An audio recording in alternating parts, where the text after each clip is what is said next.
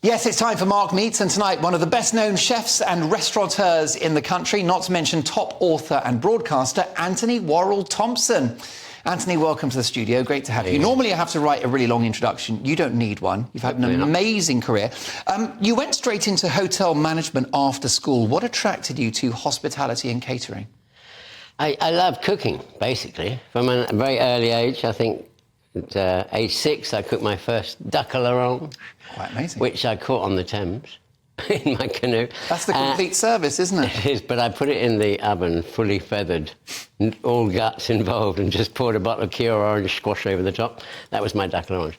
So it wasn't very technical. Was Dad a good cook or Mum? No, Dad was left us at 3, so Mum wasn't a bad cook. She wasn't bad at all. Okay. But she made a good white sauce, which we now call bechamel. Bechamel, of course. And you didn't consult her about the duck and the feathers? No, she was very annoyed. Well, that's interesting because you are, I mean, that was innovative, wasn't it, at the age of 6? You are an innovator. You're a bit of a rule breaker in the kitchen, aren't you? Your first restaurant, I think it was it called, let's have a look, Ménage à Trois in Knightsbridge, early 80s, 83, only serving starters and puddings. Yeah, that was our slogan, just starters and puddings, no intercourse. So, yeah, we made our name there, definitely. I mean, it was Nouvelle Cuisine, lots of small plates, which has now come back in a different sort of form, actually, little small plates. But it was Lady Di's favourite restaurant for a period of time, and it was featured in The Crown, the Crown, recently. So, yeah, that was fantastic. 8 years of great times. You're a disruptor, aren't you? Oh, totally.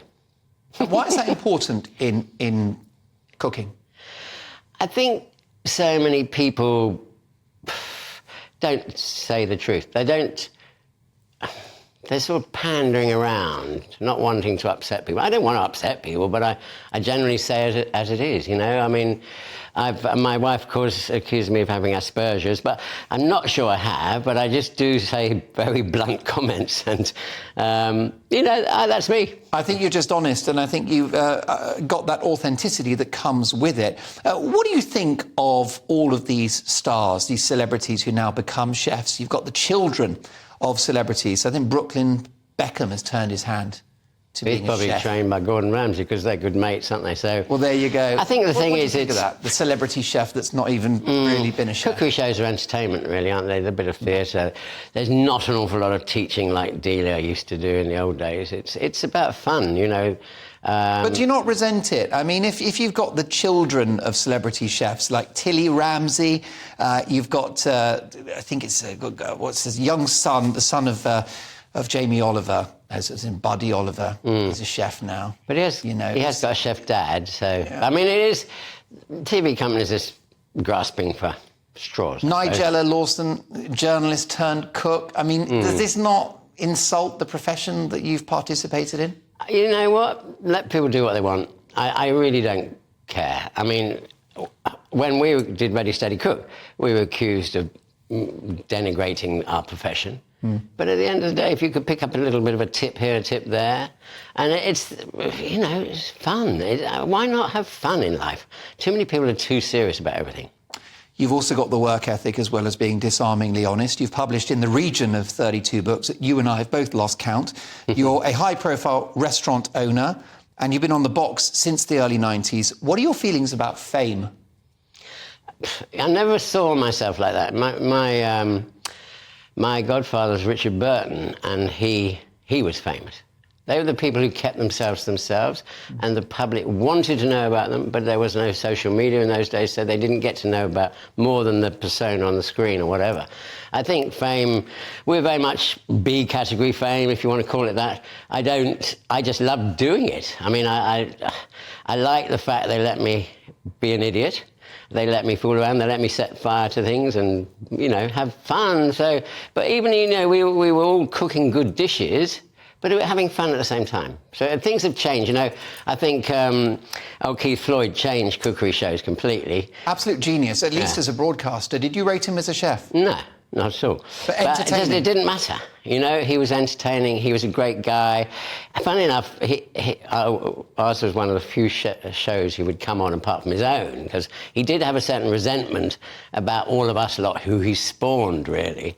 But he did like me, and we got on really well. But he was the man who broke the mould, definitely. Yeah, an entertaining guy and an authentic broadcaster. He'd get increasingly drunk as he cooked, wouldn't he? Yeah, never worked with him after lunchtime, apparently. Wise advice, wise advice. You mentioned there that your dad left you when you were a small child. Yeah. Did that shape you as a person? Did you have something to prove? I probably did. I mean, I was a rebel all the way through. I went to boarding school age 3, which you wouldn't be able to do that nowadays. A little school in Brighton with this sort of Victorian governess who used to beat you.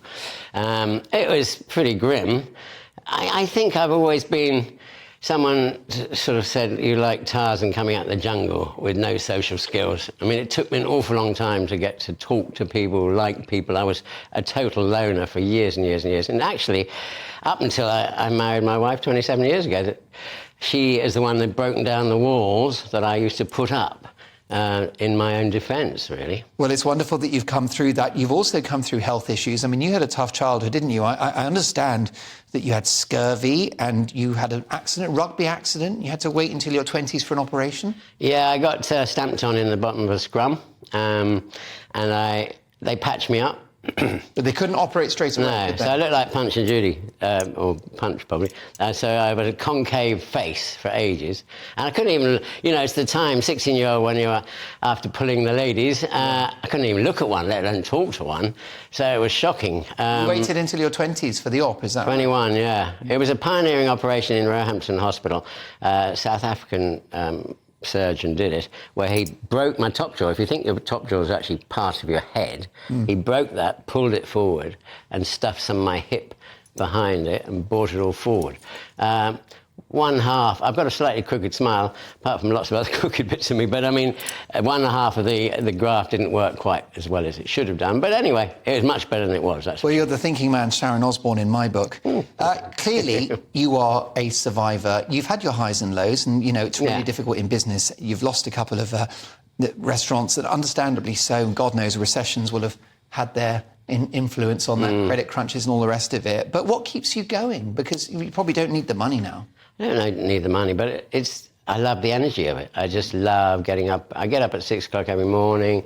I never go back to bed. I'm not one of those people who goes back to bed, have another snooze. I have a little snooze in the afternoon now as I'm getting older. And apparently, Mr. Michael Mosley says that's very good for you.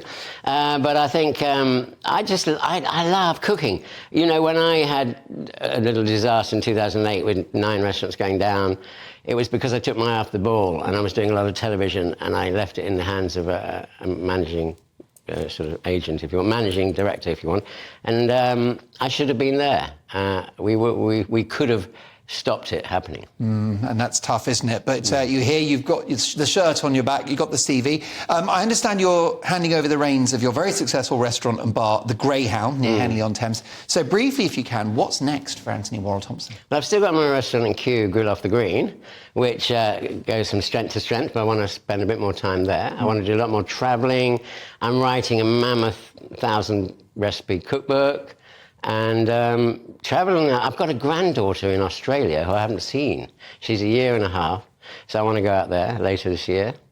And generally get fit, because I'm a fat person, but it's going. It's You're the going. Picture of health. It's going and slowly. You look brilliant in my view, and you've got a tan from pressure spraying the car as well. Jet washing the terrace. Oh, was it the terrace? That was it. Well, you're a picture of health. Anthony, thrilled to have you in the studio. Thank you so much for joining us. The true legend that is Anthony Worrell-Thompson.